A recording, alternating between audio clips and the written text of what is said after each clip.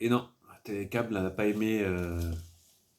Alors, dans le dernier Télécable, hop, Télécable, voilà le tout dernier qui est sorti lundi dernier, programme du mardi 7 janvier, on retrouve une série Magnum, voilà, 3 épisodes, avec Jay Hernandez, qui est. D'ailleurs, il est excellent dans le rôle, moi je trouve. Moi qui ai vu la première saison, il est très, il est très bien dans ce rôle. Alors, je cite dans Télécable, ils ont mis en dépit des efforts sincères de Jay Hernandez euh, pour se glisser dans la chemise hawaïenne de Thomas Magnum, rien n'y fait. On pense à Tom Selleck. Les dialogues sont consternants. Je pense qu'ils y vont un peu fort, comme d'habitude dans Télécapsat, à savoir monsieur. Je pense à monsieur Cédric Melon. D'ailleurs, on va y revenir, mais ils aimaient pas. Ils aimaient pas The Orville aussi. Magnum, donc on rappelle ce que c'est Magnum quand même.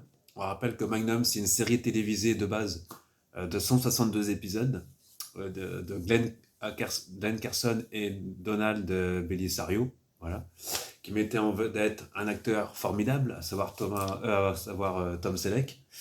C'est une série qui a été diffusée sur CBS aux États-Unis, voilà, qui compte 8 saisons quand même. En France, elle est passée le 13 décembre 1981, ça ne nous rajeunit pas, dans le cadre de Dimanche Martin sur Antenne 2 à l'époque. Voilà. Puis a été rediffusée en 1988 sur M6, à peu près jusqu'en début 92. A été rediffusée après sur Antenne 2, sur France 2, bien sûr, parce que ça a changé de nom entre-temps, France 3, TF1, puis encore France 3, France 4, 13e rue, Comédie Plus, maintenant, Comédie Plus, Canal Jimmy aussi, qui les a rediffusés, et plus récemment, là, ils annoncent TV Brands. Voilà, groupe TF1 TV Brands. Ainsi qu'au Québec également. Alors, Magnum PI, c'est quoi? C'est une série un peu dérivée. C'est pas vraiment un dérivé, on va dire un reboot. Hein.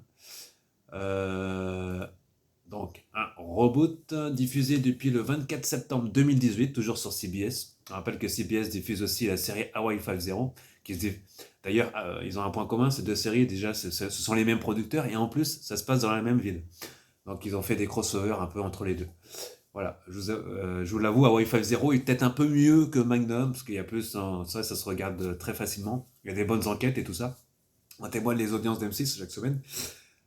Magnum, l'acteur qui incarne le rôle, je trouve qu'il est très bien dans le rôle.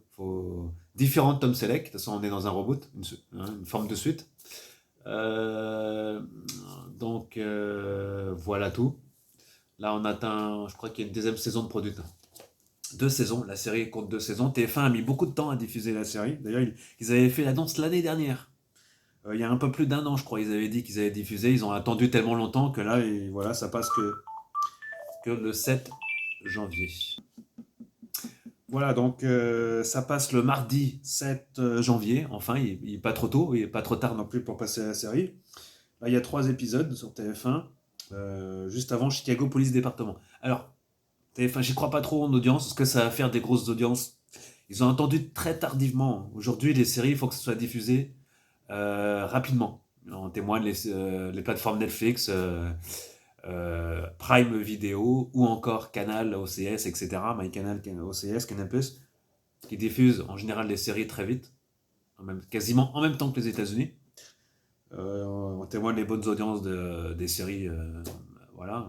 Ou encore The Mandalorian, qui n'est pas arrivé en France en même temps que les États-Unis, mais qui est devenu malgré tout la série la plus téléchargée illégalement en France depuis très longtemps. Magnum, pour en revenir à Magnum, Magnum, c'est la première diffusion, parce qu'aucune chaîne du câble ne l'a diffusée. Voilà, donc c'est la première diff officielle en France. C'est une série qui a été un peu téléchargée en France, mais pas trop, on n'a pas des... Voilà. Donc, la première saison, elle se regarde, hein, c'est pas la série de l'année, ça va pas... Il y a des bonnes scènes d'action, il y a des bonnes enquêtes aussi, les personnages sont formidables, vous allez voir, les nouveaux personnages... voilà, sont assez intéressants. Je vous laisse regarder au moins les 3 premiers. Il faut regarder pour mettre dedans. Il faut regarder au moins les 6 premiers épisodes pour se mettre un peu dedans. Voilà, donc c'est diffusé sur TF1 mardi soir. Voilà, conseil que Une série que je vous conseille de regarder si vous avez aimé la première série Magnum. Voilà. Magnum remis au goût du jour, bien évidemment.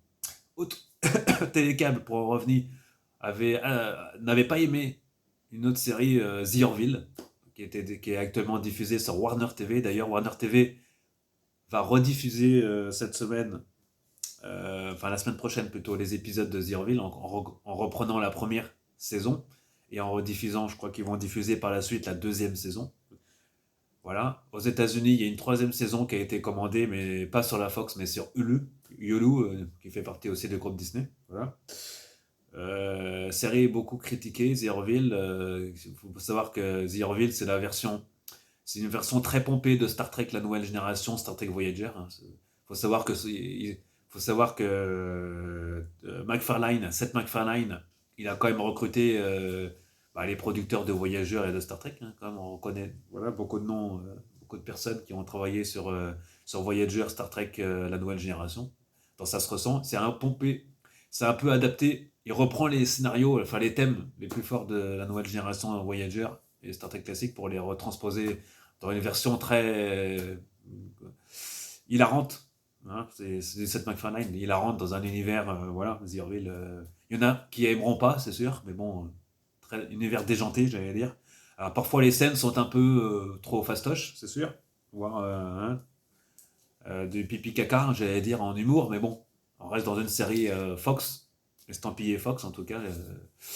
Voilà, qui a eu beaucoup de succès quand même aux États-Unis malgré tout. Voilà. Et en France, on ne connaît pas les chiffres d'audience, mais Warner TV fait des bonnes audiences. Donc, voilà. Donc The Orville, c'est pas une série nulle. Non, non, faut pas dire que c'est une série. Ça mérite d'être regardé, du moins pour tous les fans de Star Trek et de science-fiction en général. Voilà, donc The Orville qui entame sa troisième saison très prochainement aux États-Unis et qui arrivera en France sur Warner TV quand quand les Américains auront passé la troisième saison. Voilà, on continuera avec les séries de la rentrée sur la chaîne à venir, très prochainement. Salut à tous, bonne soirée.